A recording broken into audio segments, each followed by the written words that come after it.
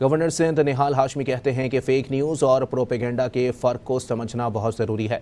मुझ पर तनकीद ज़रूर की जाए, लेकिन पाकिस्तान, सिंध और कराची के बारे में मनफी बात नहीं होनी चाहिए। गवर्नर हाउस में मीडिया से गुफ्तगू में कहा कि यहाँ का ऑडिट कराया जाएगा।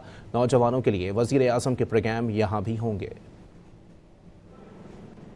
और प्रोपेगेंडा में फ़र्क होता है, और बात ज़रूर करें मेरे ज़ात पे, बिल्कुल करें, आपका हक है, ताकि मुझे आईना दिखाते रहें, मगर मेरे मुल्क पे, मेरे सूबे पे, सूबे के कैपिटल कराची पे मनफी बात मत कीजिएगा, गुजारिश है मेरी। तो मैं ऑडिट कराऊंगा यहाँ हर चीज़ का। वज़ीर आज़म पाकिस्तान ने जो